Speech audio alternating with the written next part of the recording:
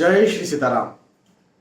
इस बात को लेकर के कई सारे स्टूडेंट्स डरे हुए रहते हैं, खासतौर पर वो स्टूडेंट्स जो ज्योतिष से संबंधित वीडियोस देखते रहते हैं, लेख पढ़ते रहते हैं कि भाई सूर्य जो है वो गवर्नमेंट जॉब को रिप्रेजेंट करता है।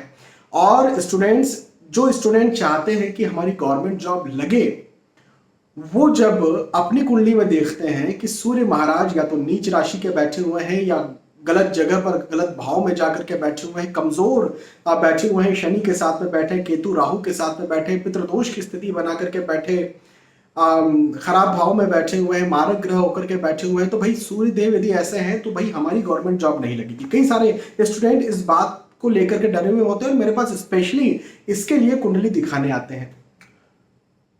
आगे से मुझे बताते हैं, मैं तो एनालिसिस करूं वो तो सेकेंडरी है, प्राइमरी पहले वो मुझे बता देते हैं कि सर हमारी कुंडली में सूर्य देव बहुत खराब है और गवर्नमेंट जॉब हमारी नहीं लग पाएगी, हमें ऐसा लगता है, बताइए क्या ये सही है। तो भैया देखो, ये बात तो पूरी तरह से सही है कि सूर्य गवर्नमेंट जॉब को रिप्रेजेंट करते हैं, लेकिन सूर्य ही गवर्नमेंट जॉब को रिप्रेजेंट करते हैं, ये बात पूरी तरह से गलत है। जैसे भगवान श्री कृष्ण का नाम श्री कृष्ण है, ये बात तो सही है, लेकिन भगवान श्री कृष्ण का नाम सिर्फ श्री कृष्ण ही है, ये बात पूरी तरह से गलत है। उन्हें आप माधव भी बोल सकते हैं, उन्हें आप वासुदेव भी बोल सकते हैं, उन्हें आप देवकी नंदन भी बोल सकते हैं, तो बहुत सारे नाम है ना। तो उसी प्रकार से सूर्य ही आपके यदि कहीं कुंडली में खराब है तो सूर्य ही गवर्नमेंट जॉब को रिप्रेजेंट करते हैं, बिल्कुल ऐसी कोई बात नहीं है। पहली बात तो इस निराशा को अपने दिमाग से निकाल दीजिए। मैं आपको नाम नहीं ले पाऊंगा, लेकिन ऐसे बहुत सारे आईपीएस आईएएस ऑफिसर्स हैं, यहां तक कि नेता भी हैं, जिन्होंने मुझे अपनी कुंडली दिखाई है, जो लगातार मेरे संपर्क में है, और या तो किसी के सूर्य नीच के बैठे हुए हैं और वो एडमिनिस्ट्रेटिव जॉब अच्छे एक आईएएस ऑफिसर हैं। सूर्य नीच राशि के हैं, मैं उनकी बात कर रहा हूं।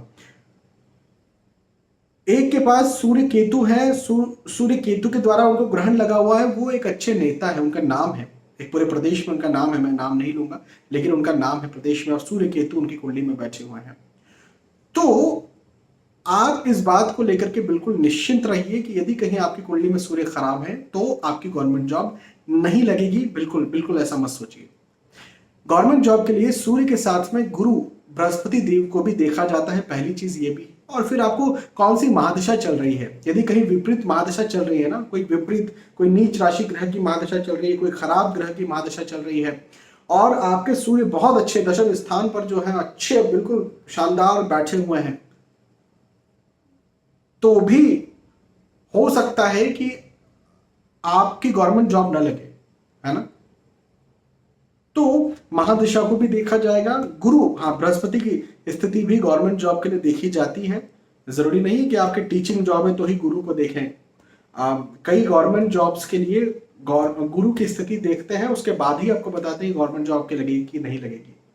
दशमांश कुंडली D10 चार्ट में मान के चलेंगे आपकी लगन कुंडली में सूर्य की स्थिति खराब हो गई, नीच राशि के हो गए, जो भी है, D10 चार्ट को भी तो देखो भैया, वो चार्ट क्यों दे करके रखा है, उसकी जरूरत ही क्या थी। जब D1 पहली लगन कुंडली में आपने सब कुछ देख लिया, समझ लिया, सब एनालिसिस कर लिया, तो D10 पे फिर दशमांश कुंडली दी ही क्यों गई है, उतनी मेहनत की ही क्यों थी हमारे ऋषि मुनियों ने कि दशमांश भी कुंडली कोई बनती है। आजकल तो चलो कंप्यूटर से बन जाती, पहले तो हाथ से बनाना पड़ता था ना, कैलकुलेट करके, दिमाग लगा लगा के। तो मेरा ये कहना है कि निराश नहीं होना चाहिए। कुंडली में कई बार मैंने ये पाया है, मैं अपना आपको एक्सपीरियंस शेयर कर रहा हूं कि अधिकतर ग्रह खराब हैं, एक दो ग्रह अच्छे हैं, और उन एक दो ग्रहों की वजह से किसी की गवर्नमेंट जॉब लग गई। तो अधिकतर ग्रह खराब भी हैं तो भी कॉन्फिडेंस रखना बहुत ज्यादा जरूरी है। और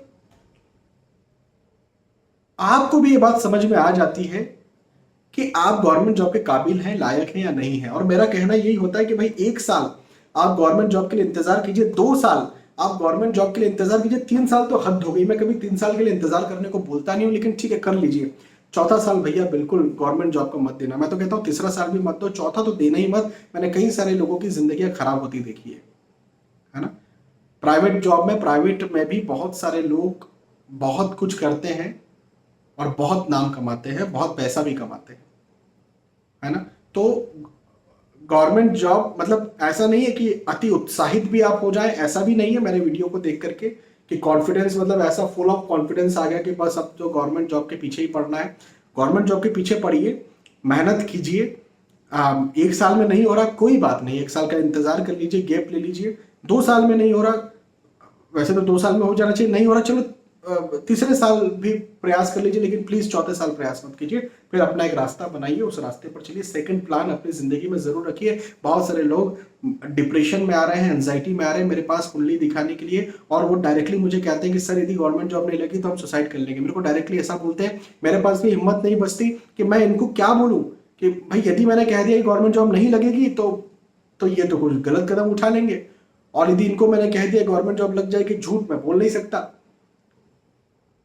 हाँ, तो मैं भी फंस जाता हूँ कई बार। तो बहुत ज्यादा इंतजार न करें, एक समय लिमिटेड टाइम का इंतजार करें। हाँ, शुरुआत में कॉन्फिडेंट जरूर रहें, और ये कुंडली में कुछ ग्रह खराब हैं तो इसको ही देख करके अपने कॉन्फिडेंस को लूज बिल्कुल ना करें। ठीक है, तो प्रैक्टिकली नेगेटिव और पॉजिटिव आज के इस वीडियो में मैंने आपको बताया। और देखो जिंदगी यही है, नेगेटिव और पॉजिटिव है। हाँ, हमेशा ही पॉजिटिव पॉजिटिव जिंदगी जाएगी। तो यदि कोई व्यक्ति हमेशा ही आपको पॉजिटिव पॉजिटिव बोलता रह रहा है ना, तो उस व्यक्ति के भी हाथ जोड़ लीजिए। और जो व्यक्ति बहुत ज्यादा आपको क्रिटिसाइज कर रहा है, बहुत ज्यादा नेगेटिव आपसे कह रहा है, उससे भी दूरी बना लीजिए। जिंदगी पॉजिटिव और नेगेटिव्स का संतुलन है, ये दोनों चीजें होना बहुत जरूरी है। और यदि ये बैलेंस हमारे जीवन में रहता है, हम समझते हैं इस बैलेंस को, हम इसे फील कर पाते हैं, फेस कर पाते हैं, तो ही हम आगे बढ़ पाते हैं जीवन में। ठीक है, बहुत बहुत धन्यवाद। फिर मिलेंगे आने वाले वीडियोज और एपिसोड्स में। तब तक के लिए आज के इस वीडियो आपसे विदा चाहता हूं। जय श्री सीताराम।